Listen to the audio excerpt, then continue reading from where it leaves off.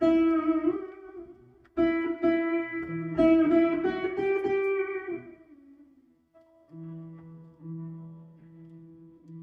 that was many years ago. I was engaged by the All India Distillers Association as a consultant. Mm. The government of India had a petition from the All India Distillers Association to revise the price of alcohol. Mm. And the AIDA, All India Distillers Association, AIDA fixes the price for alcohol all over India. Now, this alcohol is, India produces a huge quantity of sugar based upon sugarcane. So, the molasses on the sugarcane, the molasses are there all over the country. Bagasse is the crushed cane, and molasses is the liquid. So the liquid is all in ponds or wells or all over the place. There will be huge hollow and filled with molasses, and it will stink to high heaven. Now this molasses was being used by the same sugar factories to be converted into alcohol. Now, this alcohol was essentially for methyl alcohol for industrial use, but a small percentage was permitted to be made into ethyl alcohol, which was for human consumption. So, the bulk of it. Why did they not allow? Because India essentially had a prohibition policy, and so the ethyl alcohol was essentially a concession to the armed forces, so that there will be a regular supply of potable alcohol. So why was the armed forces allowed to have? Well, armed forces have to fight in the frigid zones of Himalayas. Is it also a little throwback to the British time when? Well, yes. In those days, of course, they used to get the Scotch. The ships would come specially with huge ice blocks. You remember the ice halls in Chennai? Yeah. The ice halls was a huge structure, specially to keep the ice for cooling the Scotch whiskey of the British people. So yes, and so what's the ice house in Chennai? Give us some background.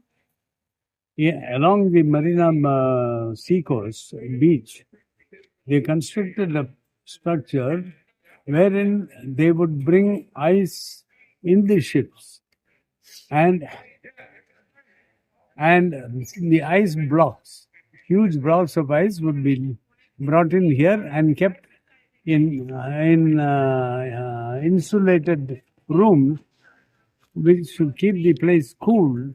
And the ice house was meant for keeping ice and for keeping the alcohol cool. So, from those days, the British, all British people had the prerogative of getting Scotch whiskey and everything. Scotch whiskey, Irish whiskey. Yes. And when the Indian soldiers were there, they had to fight in northern Himalayas and Ladakh and various places where the temperature was very low. In Nepal, yes. It was. So they were given the concession to have the whiskey, and because it is the Canteen Stores Department, CSD, which caters to the. It was the British Indian Army, right? Yeah. So that's why. Yeah. So the Canteen Stores Department is a government department which used to, the victualling, the food and drinks for the army, for the entire forces, was organized by the CSC, Canteen Stores Department. So they would get quotas of alcohol. And so all these distilleries would manufacture alcohol. So that army canteen basically remained after the British Yes. time. Even today it is said. It's known as the CSD. Yeah. Canteen Stores So that Department. is something that has kind of stayed. Yes. Oh, that's why military people get Military. it That's why very they call it cheap. military Yes. hotel, right? Yes. No, even military drinks hotel they is where they serve meat of any cow or Oh. dog or anything. Again, that's again a throwback or a Yes. vestige from the So British this times. alcohol is special. It's Yeah. very expensive. It's special. Not everyone gets alcohol, and these people get it at very low prices. So this was a concession made for the British Army, British For- Indian Army. And subsequently, for any member of the armed forces, there's a huge discount in the price of alcohol. So, beer, brandy, whiskey, any alcohol is very, very subsidized. Even our friend Sridhar, he's a retired colonel from the army. Anytime you go, he's got so many choice of cuisine. I had to pay He for it. gets it specially mailed in, or No, he can, as he goes, he can pick it up from the army stores. oh, there's separate army stores. Yes, Canteen Stores Department will have location. Like for instance, in Coimbatore or in Chennai or somewhere, there will be an establishment where the military will supply to the forces. You have to show your ID and you can get your rate. If I go, they will not supply because I am not armed person. So there. And these are located in broad daylight. Everyone knows of them Yes. These are restricted areas. within the cantonments or something. Yeah, Canteen Stores Department is called. So if they want food items, anything at all, they get at subsidized price. Where I would spend, say, 20,000 rupees on my food and drink, the army officer can spend 8,000 rupees and get the same of better quality and more reliable quality. If I buy Scotch, I may find myself due, but they will get the original Asli mark. Oh, okay. So all these distilleries were making these alcohol, but they were not Scotch. They were the IMFL, Indian made. manufactured. What foreign is it? liquor. How does that even work? What does that even mean? It is known as IMFL, Yeah. Indian manufactured I've heard of that. foreign liquor. I've heard of that, So, but whiskey is a particular proof. It must have this much percentage of alcohol, PV, volume to volume. and it has to be made from a particular grain, from barley. Yeah, so from the sugar molasses, they can make whiskey. They can make all the various kinds of these things, alcohol, hard drinks, Hmm. and there will be specifications wise the same as what is made anywhere in the world. But then Scotch is Scotch, and Indian whiskey is Indian whiskey. It's not Scotch. So this IMFL is Indian made Indian So- manufactured foreign liquor. So how will it? You can't make a Scotch in India. No, you can't call it Scotch. It will Oh, be whiskey, and it will be termed whatever is the name. So, no. so the Amrit is a private. Amrit is an distillery. Indian liquor. So what used to happen all these years from 1947 or even before, all these distilleries had to sell their hard liquor to the CSD. It was subsequently that they devised outlet for the private citizen to get hard liquor. Otherwise, all the liquor would go to the Canteen Stores Cantonment. Department, which would be all over the country and even abroad, wherever the army is located. And they will get regular supplies of liquor and other food. So that was one of the main sources of income for the distilleries and a source of alcohol for the canteen stores. This has been going on since day one, and even today. I think they are now trying to streamline and modernize some of these procedures. But all along, India has had got distilled the alcohol of various. You can have gin, you can have. Yeah, gin is from India, right? Yeah. Bombay dry gin. Yeah. So that is an Indian thing because they needed to add juniper berries. So, but the basic alcohol is this, and those percentage and etc. are stipulated, and there is a tax on this, which is quite a hefty tax. So, government is very interested in collecting the tax. That's where you get all the corruption cases, because taxes on alcohol are very high, and people love to drink, so they'll pay the money. So the people who handle the alcohol production, distribution, sale, they have got a very huge hand in how much money they can rake in as corruption.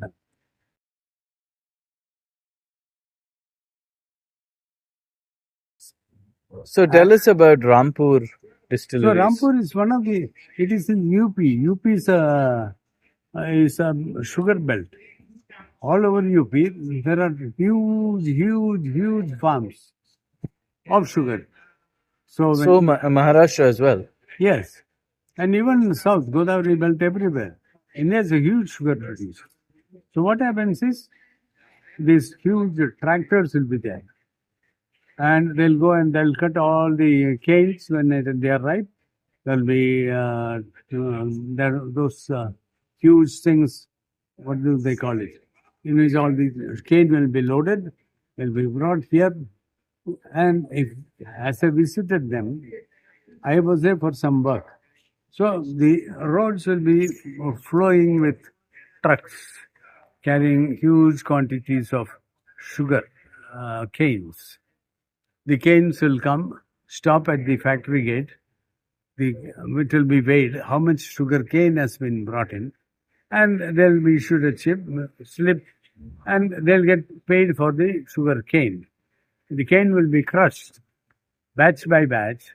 How much percentage sugar content was recovered would be recorded, and accordingly that payment would be adjusted, because some farms would produce cane with higher sugar. Some farms may have lower sugar. So then the cane is the juice is extracted, and that goes for making sugar production.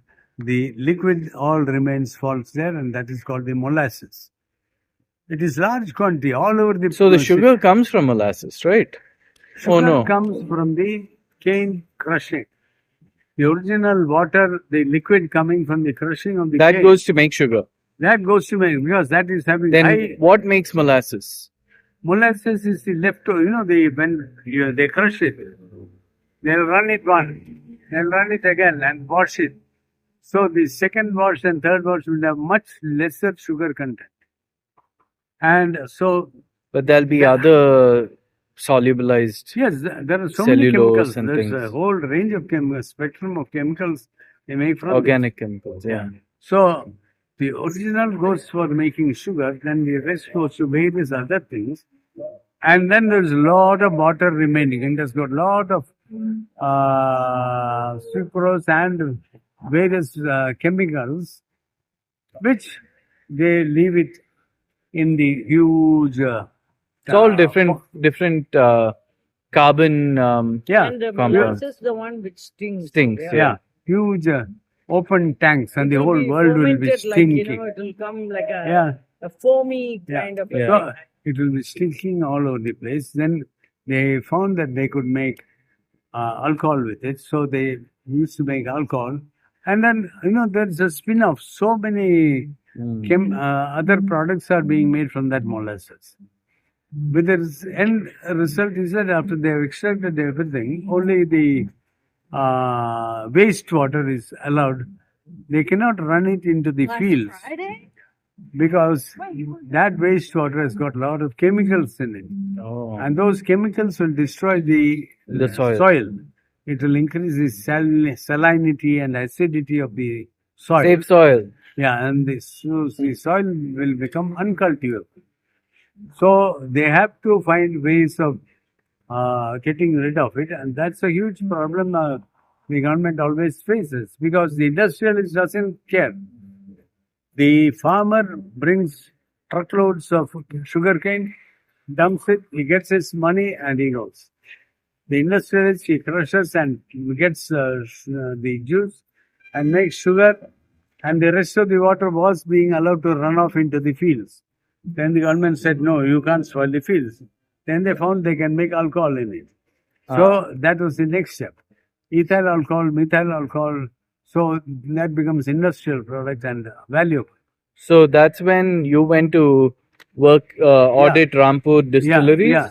So, or it was Rampur Sugar Factory? No, it's same. Same. Rampur Sugar and Distillery Mills Limited. Everyone is this Zuari Sugar and Distillery Limited. Okay. Every one of these is a sugar and distillery. Because sugar is the main thing, then the rest of the water has to be used. So they find this distillery very profitable. They use it. Then the rest is they make other chemicals. So it goes on. So, you went and saw this whole process. So there will be calculations. How much input must produce how much output? For this much output, how much should be the input? What is the percentage concentration? So if it is so and so percentage, what's the price it should be? So you had to do all that. There's a calculation, everything, and each company's records must be studied and calculated. This thing has got so and so over the year. And it's an independent video. I was as a consultant, as an independent cost consultant, I gave certificate that this factory has so and so, this factory has so and so. So on that basis, the different factories were given a price listing.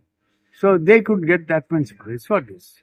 So, So back then, they were making methyl alcohol with really small amounts of ethyl alcohol. Now that same Rampur distillery, we are at a liquor store in Boston. Boston, yeah. And what did you see? They got a whiskey named An Rampur. Indian single malt whiskey malt named Rampur. From Rampur Distilleries. Yes.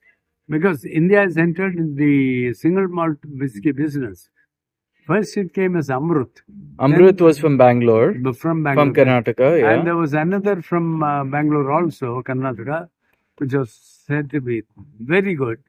And now today I've seen Rampur. And it got, what's that? American Liquor Gold Association. medal or something like that, yes. A score of 94 out of 100. Yeah. And the bottle was $100. Right? Like Yamazaki got, Yeah. They give the gold medal for that particular brand, and so that brand zooms. So their prices go high, they can sell for premium.